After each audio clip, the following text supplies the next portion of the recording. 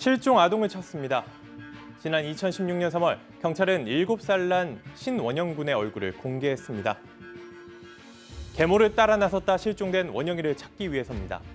이 새 어머니는 남편과의 싸움이 잦아져 술에 취해 아들을 길에 버렸다고 말했습니다. 하지만 거짓말이었습니다. 원영이는 집에서 숨을 거뒀습니다. 3년 동안 학대를 받았고 결국 발가벗겨져 욕실에 갇힌 채 세상을 떠났습니다.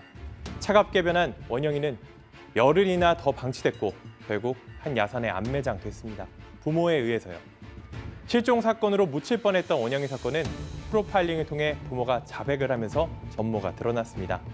부모는 자신들의 학대 사실이 드러날까 원영이를 병원에 보내지도 않았고 초등학교를 입학해야 될 나이가 됐음에도 학교에도 보내지 않았습니다. 5년이 다 됐지만 여전히 아동학대와 안타까운 죽음들은 끊임없이 지금도 이어지고 있습니다. 오늘 사건 엑스파일에서는 원영이 사건을 다시 한번 짚어보겠습니다. 자, 이 아동 학대 사건 그만 좀 다뤄라. 보기 고통스럽다 이렇게 말씀하시는 분들 많은 거 저희도 압니다. 하지만 지금 이 시간에도 어디에선가 아이들이 학대를 당하고 있을 수도 있죠. 그런 학대 가해자들에게 저희가 꾸준히 끊임없이 좀 경각심을 줘야 한다라는 생각도 하기 때문에 이런 저희가 소식들을 전달해 드리고 있다는 거 조금 양해해 주셨으면 감사합니다. 자, 진짜 벌써 이게 5년이 지났더라고요. 5년이 지났지만 아직까지도 기억이 생생합니다. 이게 처음에는 그냥 단순 실종 사건인 줄 알았잖아요. 네, 맞습니다. 이 경찰이 이제 공개 수배를 하면서 이 세상에 알려졌는데요. 7살 신원영 군의 얼굴 그리고 인상착의를 공개하면서 지금 보시는 저 모습인데요. 그렇게 공개를 하면서 이 아이를 찾습니다라고 이제 공개 수배를 했습니다.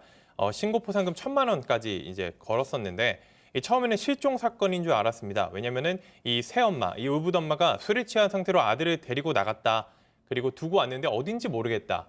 이렇게 말을 했는데 실제로 이제 함께 걷는 모습이 CCTV에 찍히기도 했습니다. 그래서 이 해안가였는데 이 경찰과 해경 그리고 민간 구조대까지 투입해서 샅샅이 수색을 했지만 찾지 못했습니다. 자, 그런데 알고 봤더니 이게 살인 사건이었다. 네, 맞습니다. 원영 군이 실종된 게 아니라 부모의 학대 끝에 이제 사망에 이르게 된 거였는데요. 이 부모 원영 군을 청소 도구로 폭행하기도 했다고 하고 아유. 식사도 하루에 한 끼 정도만 제공을 했다고 합니다. 또 아이의 온몸에 살균제를 뿌리기도 했다는데요. 결국 아이가 범행 당시에도 용변을 제대로 가리지 못한다는 이유로 굉장히 추운 화장실에 가둬놓고 옷을 다 벗기고 찬물을 세상에. 뿌리는 이런 식으로 학대를 한 것으로도 밝혀졌습니다. 결국 원영 군 이제 숨을 거두었고 근데 이 부부는 이 원영 군의 시신을 열흘 가까이 방치한 다음에 이후 차에 싣고 가서 야산에 안매장을 하기까지 했습니다. 자, 권 교수님, 이 원영이 사건이 실종 사건이 아니라 이게 살인 사건이었다는 거를 다름 아닌 권 교수님이 프로파일링을 통해서 밝혀내셨던 거잖아요. 네, 그렇습니다. 이게 실종 사건으로 이제 신고를 받고 투입이 됐었는데요. 사실은 저뿐만 아니고 수사팀에서도 이미 상당한 의심을 하고 있었습니다. 그런데 이제 확신을 못 가지고 있었던 상황이고요. 지금 앞에서 설명드린 바와 같이 술에 취해서 이 새어머니가 아이를 데리고 나가서 잃어버렸다라고 주장을 하고 있는데 마침 거기에 있는 CCTV가 멀리서 찍힌 것이 아이와 어머니가 손을 잡고 걸어가는 모습이 찍혔습니다. 근데 사실은 알고 보면 이미 그때 이 새어머니가 주장한 그 시간대에는 이미 사망을 한 이후였었거든요. 그러다 보니까 경찰이 그런 정황들을 애초에 파악하지 못한 상태에서 아마도 저 장면이 새어머니가 아이를 데리고 가는 것이다라고 판단을 해서 그 해안가를 이제 수색을 하고 있었습니다. 그래서 실제 이것을 고의적으로 어떤 유기를 한 것인지를 파악하기 위해서 제가 면담을 시작을 했었는데 한 가지 흥미로웠던 것이 아이가 지금 이렇게 찾지 못하고 있는 상황에서 전혀 그 지역을 수색하고 있다라고 하는 것에 대한 이야기를 나누는데 전혀 긴장도를 느끼지 못하고 있었습니다. 이 새어머니가. 그래서 이게 뭔가 문제가 있다라고 하는 판단을 해서 수사팀하고 이제 협의를 진행을 했죠. 그래서 다시 한번 이 행동의 어떤 그 패턴들을 다시 검토를 해보자라고 다시 조사가 진행이 되었는데요. 그 과정에서 밝혀진 것이 그 두 사람 간의 카톡 내용입니다.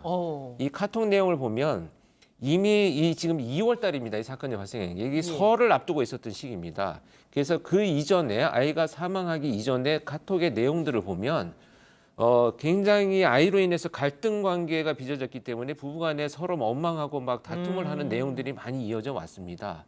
그런데 한 2, 3일 동안 이 카톡 내용이 멈추어 있다가 사건이 발생한 시점으로 추정되는 일자부터는 둘이 서로 격려하고 위로하는 이런 그 대화들이 나오기 시작을 해요. 그래서 이때가 아마도 사건이 발생한 시점이지 않겠나라고 판단을 해서 수사팀과 협의 끝에 이제 그 추궁을 하게 되는데요.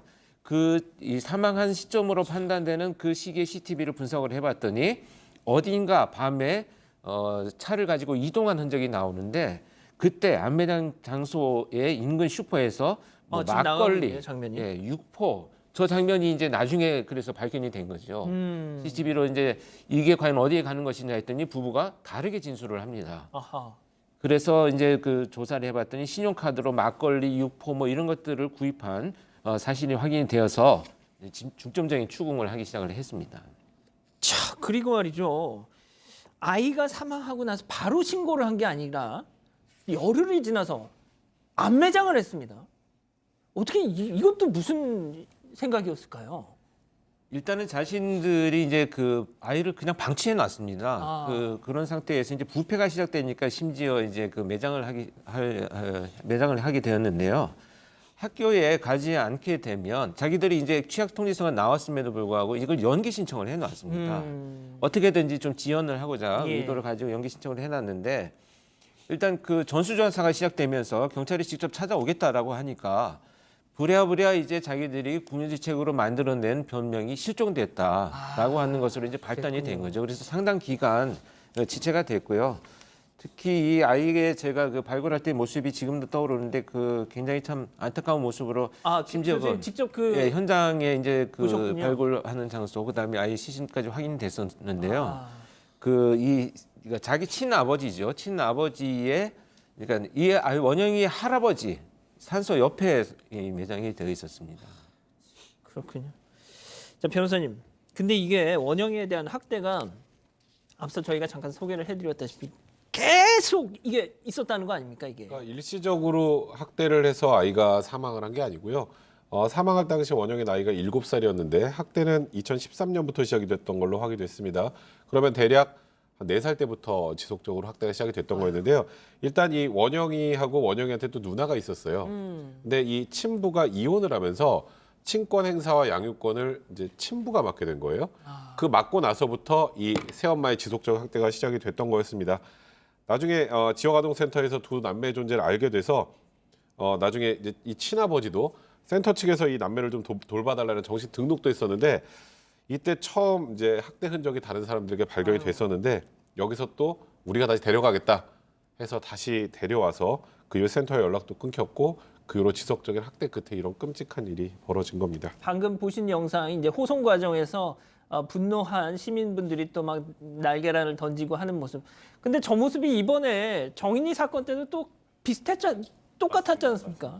그러니까 이런 일들이 계속 끊이질 않는 게 참 너무 어이가 없어요. 자, 이 기자. 이런 엄청난 사건이 어떻게 해서 세상에 빛을 보게 됐죠? 일단 처음에 이제 센터에서 이제 아이들을 데려온 다음에 이 누나와 원영이가 갈라지게 됐습니다.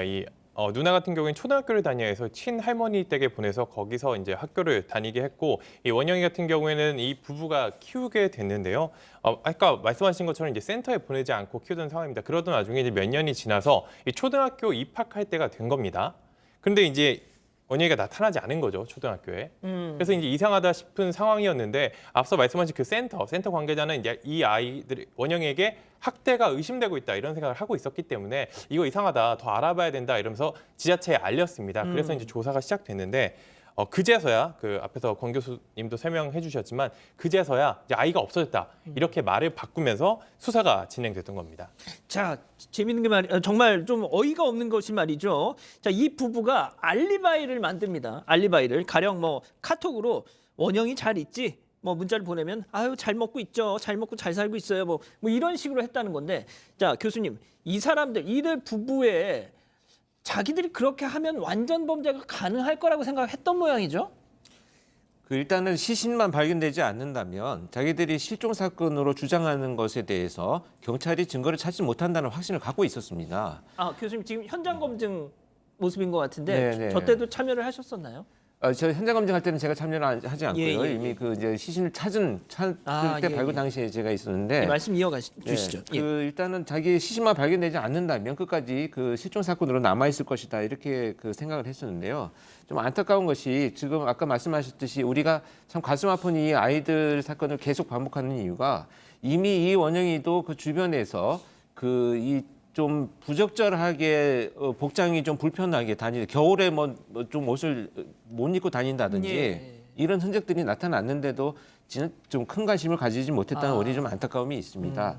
또 한 가지는 이런 그 이 사건이 발생하면서 이 아버지가 심지어 그 차를 가지고 자기 자식인 원영이를 찾으러 다닌다는 것을 알리바이를 만들기 위해서 이 블랙박스에 녹음이 되도록 막 아이를 찾는 이런 그 음성까지 녹음을 하는 이런 그 이 연기를 행태를 보였었거든요. 그런 것들을 본다면 두 부부는 이미 협의하에 실종 사건들을 끝까지 이 시신을 발견되지 않겠다라고 해서 제가 마지막 자백을 할 때까지도 두 부부를 분리해서 신문을 했었는데요. 마지막까지도 서로를 너무나 믿고 있는 상태였었고 끝까지 저 사람은 뭐라고 얘기를 하느냐를 계속 타진하는 그런 현상을 나타냈습니다. 그렇군요. 자, 변호사님, 네. 당연히 살인 혐의였죠? 네, 맞습니다. 일단 뭐 이런 일이 생기면 최근에 정인이 사건도 마찬가지로 아동학대 치사냐 살인이냐 이게 논란이 될 텐데 이 아이가 이렇게 학대당한 상황에서 장시간 방치하면 사망할 수 있다는 건 충분히 예견하고 인식 가능하고 이걸 용인했다고 볼 수 있다고 판단했고요. 그래서 1심 재판부도 살인죄 인정된다고 판단하고 일단 의붓어머니에게 징역 20년, 아버지에게 징역 15년을 선고했는데 항소심에서 형량이 더 올라갔습니다. 의붓어머니 같은 경우 징역 27년, 아버지 같은 경우 징역 17년이 선고됐고요. 일단 이유는 1심에서 무죄라고 선고됐던 그 전에 있었던 아동학대 혐의 같은 것들도 일부 유죄로 인정되면서 형량이 더 상향이 됐던 겁니다. 그렇군요. 아무튼 이 사건 이후로 초등학교에 나오지 않은 아이들에 대한 제도적 장치가 강화되는 그런 또 계기가 되는 사건이었죠.